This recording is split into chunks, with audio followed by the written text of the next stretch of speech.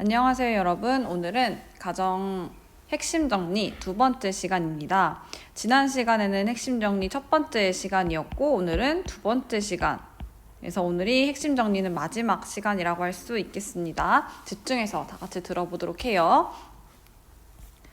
자, 우리 지난 시간에는 가족의 안전한 생활 문화 중에서도 더불어 살아가는 주생활 문화에 대해서 1번부터 4번까지 프린트 내용을 했었어요. 오늘은 5번부터 7번까지 프린트 내용을 해보도록 하겠습니다. 자, 우리가 지금 가족의 안전한 생활 문화 중에서도 가족의 주생활 문화, 오늘은 두 번째 소단원인 효율적인 주거 공간의 활용에 대해서 배워보도록 하겠습니다. 자, 교과서는 84쪽에 대한 내용이에요. 먼저 효율적인 주거 공간의 구성에 대해서 나오는데, 이렇게 주거 공간을 계획할 때에는 고려할 점이 5가지가 있었어요. 5가지 적어볼게요. 첫 번째는 가족 구성원의 특징을 파악한다. 그래서 가족의 수나 가족 생활 주기, 가족 형태, 가족의 연령과 구성원의 요구사항에 따라 공간의 수와 크기를 계획합니다. 자, 두 번째는 적합한 주거 유형을 정하고 공간을 계획하는데요. 주거 유형에는 여러 가지가 있었잖아요. 단독주택도 있었고, 공동주택, 병용주택 등 우리 가족 구성원에 맞는 주거 유형을 정합니다. 그리고 세 번째는 동선을 단축시키는 공간을 계획해야 돼요. 그래서 서로 왕래가 많은 공간들을 가깝게 배치한다. 이게 이제 아래에서 배울 조닝이라는 단어와 관련이 깊은 내용이었습니다. 네 번째, 공간의 활용 방안을 결정한다 라고 해서 방을 현관에서 가장 먼 곳에 배치할 것인지 또는 방을 없애고 창고를 만들 것인지에 대한 공간의 평면을 결정합니다. 그리고 효율적인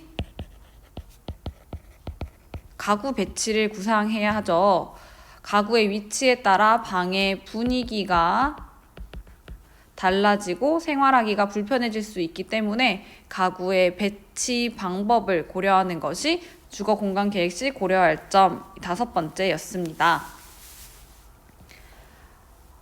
자, 이제 교과서 85페이지로 넘어와서요. 조닝이라는 것의 개념이 나오는데, 조닝이라는 게 무엇이었을까요? 그렇죠. 조닝은 주거 공간을 구체적으로 계획하기 전에 용도가 비슷하거나 성격이 비슷한 공간끼리 묶어서 배치하는 것을 조닝이라고 한다고 했었어요. 자, 동선이라는 것은 사람이 걸어다니는 흔적을 선으로 표현한 것으로 동선이 긴 것이 좋다고 했었을까요? 짧은 것이 좋다고 했었을까요?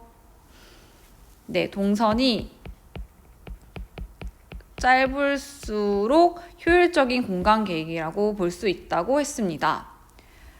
자, 그럼 우리 그 아래쪽에 생활 내용에 따른 조닝에 대해서 살펴볼 건데요. 자, 선생님, 요게 그림이 85페이지에 나와 있는 그림을 좀 보기 편하게 하기 위해서 선생님은 기호로 표시를 해봤어요. 자, 같은 기호를 가지고 있는 것이 같은 생활 내용을 가지고 있는 공간이라고 할 수가 있을 건데요. 색깔로 한번 구분을 해보도록 하겠습니다. 일단 서재와 안방은 하트 모양이네요. 그리고 부엌과 세탁실, 다용도실은 동그라미 모양을 가지고 있고요. 그리고 식당과 거실은 네모 모양을 가지고 있네요. 여기 하트가 하나 더 있네요. 자녀방까지. 자, 그리고 한 가지 더. 자, 욕실과 화장실은 이렇게 연두색으로 표시를 해보겠습니다. 자, 그럼 적어볼게요. 하늘색으로 표시한 서재와 안방, 자녀방은 어떤 공간일까요? 그렇죠. 이곳을 우리가 개인적 공간이라고 할 수 있고요. 그 다음에 보라색으로 표시해 놓은 동그라미는 어떤 공간일까요? 그렇죠. 여기는 가사 작업 공간입니다. 그럼 노란색으로 표시한 식당과 거실은 어떤 공간일까요? 네, 이곳을 우리는 사회적 공간이라고 합니다. 마지막 욕실과 화장실은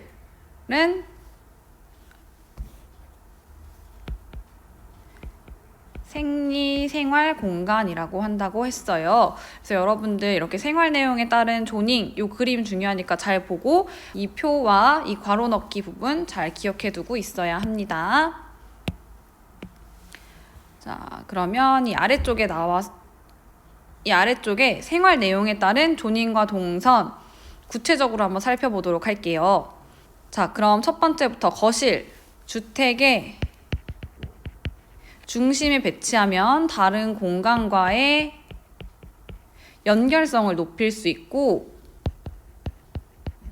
동선이 단축되어 가족이 쉽게 모일 수 있다.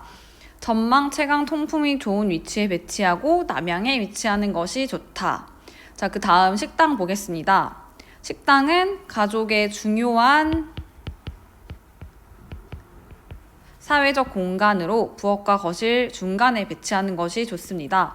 식당이 부엌과 가까우면 상을 차리는 동선을 단축시킬 수가 있겠죠. 그래서 방금 말했던 것처럼 거실과 식당은 사회적 공간이었어요. 사회적 공간.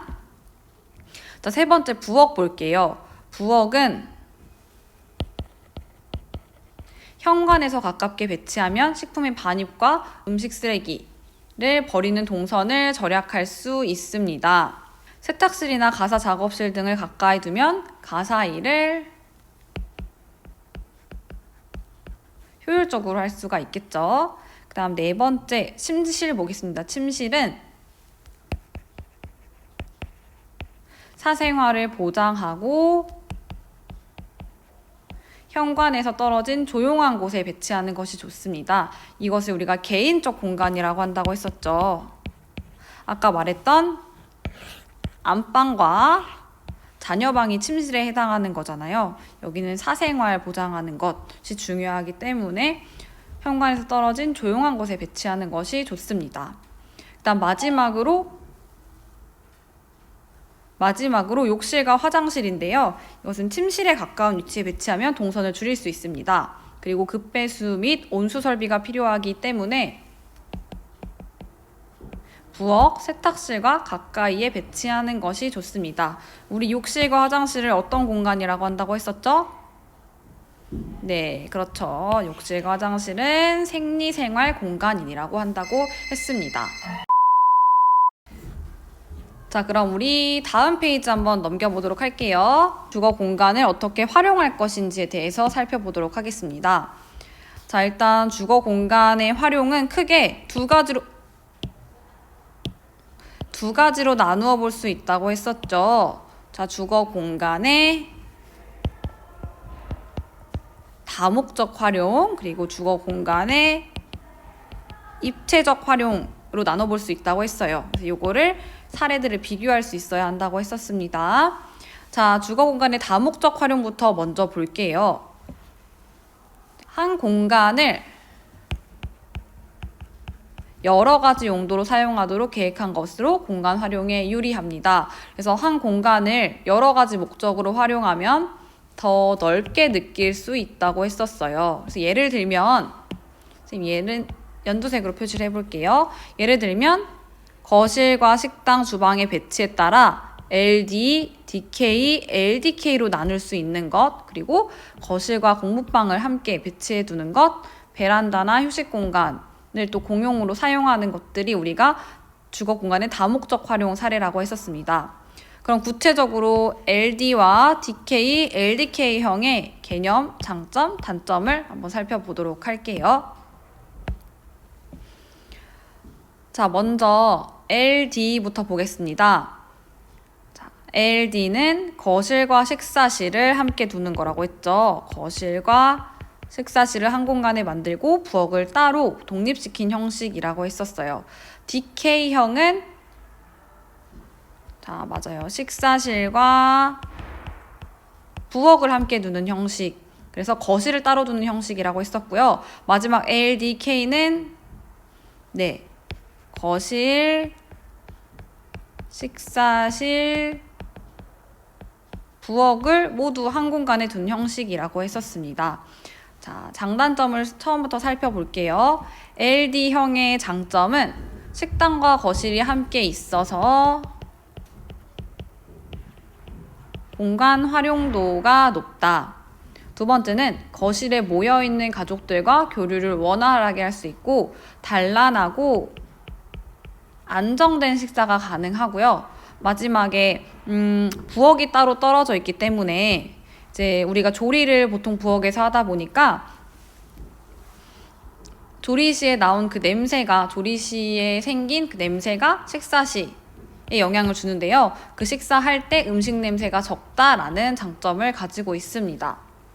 단점은 부엌에서 식사실로 음식을 옮겨야 하기 때문에 동선이 길어지게 되겠죠. 그래서 가사 작업이 비효율적이라고 할 수 있습니다.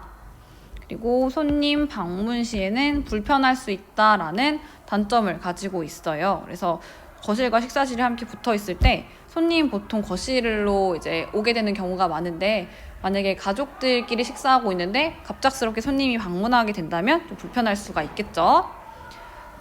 DK형의 장점을 보면요. 부엌과 식사실이 한 공간에 있어 가사 작업, 동선이 짧기 때문에 편리하다. 반대로 이제 효율적인 가사 작업이 가능하다라는 거죠. LD형의 반대라고 할 수가 있겠네요. DK형은 효율적인 가사 작업을 할 수가 있다. 그치만 단점은 식사 시 음식 냄새가 많이 난다. 그리고 안정된 분위기에서 식사는 어려울 수 있다라는 단점을 가지고 있습니다. 자, LDK형의 장점은요. 거실, 식사실, 부엌 간 동선이 짧기 때문에 가사 작업이 편리하다. 효율적이다. 공간을 효율적으로 활용할 수 있기 때문에 소규모 주택에서 많이 사용한다고 했었어요. 단점은 식사 시 음식 냄새가 많이 나겠죠. 그리고 안정된 분위기에서 식사는 어렵겠죠. 왜냐하면 LDK형이 모두 합쳐진 형태니까. 마지막, 손님 방문 시에 불편할 수 있다라는 단점을 가지고 있어요. 그래서 여러분들 LD와 DK, LDK를 비교할 수 있어야 됩니다. 자, 아래쪽에 주거 공간의 입체적 활용 보겠습니다. 평면에서 활용할 수 있는 공간이 넉넉하지 않다면 숨은 공간을 찾아내거나 다기능 가구를 사용하여 공간을 입체적으로 활용할 수 있어요. 예를 들면 가구 위 수납 박스, 그리고 침대 및 서랍, 비어있는 벽을 이용한 수건거리, 계단 및 옷장, 벽과 벽 사이에 욕실 수전, 그리고 수면과 놀이를 함께 할 수 있는 다기능 가구가 있다고 했습니다. 요거는 교과서 86페이지 그림을 참고해서 보면 더 좋을 것 같아요. 자, 이제 그 아래쪽에 이제 주거 공간을 더 넓어 보이게 하려면 어떤 방법들이 필요할까라고 이렇게 7가지가 나와 있는데요. 이것도 한번 살펴보겠습니다. 창이나 문 등의 개구부. 개구부라는 거는 문이 열리는 공간이에요. 창과 문을 통틀어서 개구부라고 하거든요. 이러한 개구부를 크게 하고 바깥으로 시선이 연장되도록 계획한다. 그리고 두 번째, 큰 가구를 벽에 부착시켜 공간이 나뉘지 않도록 하고 시각적으로 차단되지 않도록 하는 것이 중요합니다.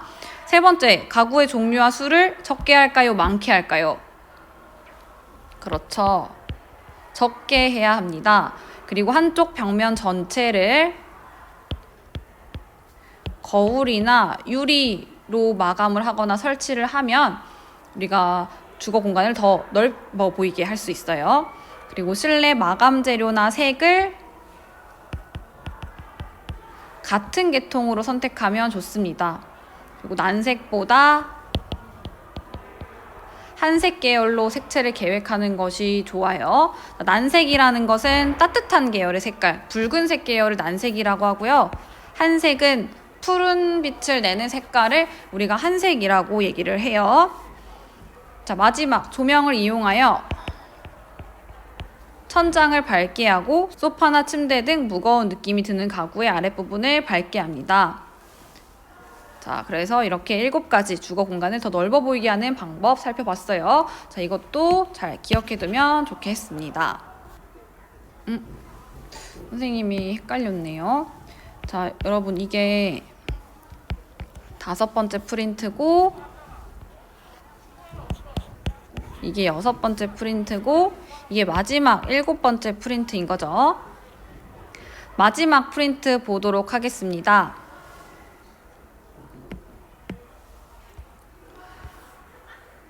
자, 주거 공간의 효율적인 활용 볼 건데요. 이건 교과서 87페이지에 나와 있는 내용이에요. 주거 공간을 효율적으로 활용하기 위해서는 가구의 선택과 배치도 중요합니다. 그래서 같은 규모의 주거 공간이라고 하더라도 가구의 종류와 배치하는 방법에 따라서 공간의 분위기나 일의 능률성이 달라집니다. 가구는 사용 목적과 구조에 따라 적절히 선택하여 배치해야 합니다. 가구를 배치할 때에는 공간의 크기와 사용 목적, 가족의 생활 습관과 중요한 동선을 고려하여 사용하기 편리하도록 하고 꼭 필요한 가구만 배치하여 한정된 공간을 잘 활용해야 하겠죠. 자, 아래 보면은 가구 배치 요령과 가구의 종류 나와 있어요. 가구 배치 요령부터 먼저 보도록 하겠습니다. 크기가 큰 가구부터 배치를 해야 하고요. 두 번째는 가능한 한 벽면에 가구를 붙여서 공간 활용도를 높이는 것이 중요합니다. 그리고 부피가 큰 가구를 배치할 때에는 채광, 통풍, 전망에 방해가 되지 않도록 주의해야 돼요. 채광이라는 건 빛이 들어오는 것, 통풍이라는 거는 바람이 잘 통하는 것, 그리고 전망이라는 거는 이제 앞에 나의 창밖으로 보이는 나의 시야라고 보면 돼요. 이러한 3가지 채광, 통풍, 전망에 방해가 되지 않도록 주의해야 합니다. 그리고 4번째, 문 여닫기와 출입에 지장이 없도록 가구를 배치해야 하고요. 마지막 전기 콘센트나 스위치를 가리지 않도록 배치를 해야 합니다. 그래서 이렇게 5가지 가구 배치 요령도 기억을 하고 있어야 되겠죠. 자, 이제 마지막 가구의 종류를 볼 건데요. 여러분들 가구의 종류는 크게 2가지로 나눠볼 수 있다고 했었어요. 사용 목적에 따라서 구조에 따라서 분류를 해볼 수 있었고요. 이 사용 목적에 따른 분류는 다시 3가지로, 구조에 따른 분류도 다시 3가지로 나눠볼 수 있다고 했었습니다. 사용 목적에 따른 분류는 휴식용 가구와 작업용 가구, 수납용 가구가 있었고요. 구조에 따른 분류는 붙박이식 가구, 조립식 가구, 이동식 가구로 나눠볼 수가 있었어요. 휴식용 가구부터 먼저 보겠습니다. 휴식용 가구는 말 그대로 휴식과 수면을 위한 가구예요. 그래서 사용자의 몸을 편안하게 받쳐준다라는 특징을 가지고 있고, 예를 들면 소파나 침대, 안락의자가 휴식용 가구에 해당한다고 할 수 있겠죠. 그 다음 2번째 작업용 가구는 작업하는 사람의 치수에 맞는 크기와 형태를 갖추어서 작업 능률을 높여주는 가구입니다. 예를 들면 책상, 그리고 의자, 식탁, 부엌의 작업대가 작업용 가구라고 할 수 있어요. 마지막 수납용 가구는 물품을 보관하기 위한 가구예요. 예를 들면 옷장이나 서랍장, 신발장, 책장, 식기장 같은 것들이 수납용 가구라고 할 수가 있겠습니다. 자, 우리 이거 구분할 때 비슷한 것들이 여기 있다고 했잖아요. 자, 안락의자, 소파, 의자 이런 것들은 비슷한 건데 이렇게 휴식용 가구와 작업용 가구로 나뉘어 있잖아요.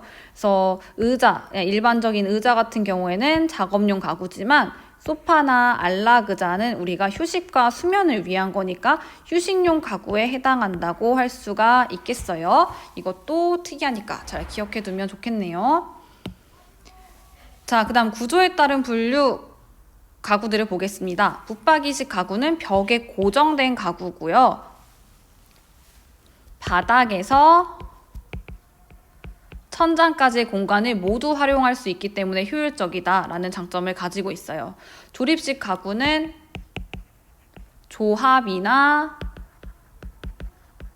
변형이 가능한 가구, 그래서 이것도 공간의 활용도를 높일 수 있고요. 이동식 가구는 필요에 따라 자유롭게 이동할 수 있는 가구예요. 이동성을 높이기 위해서 바퀴가 달려있다라는 특징을 가지고 있죠.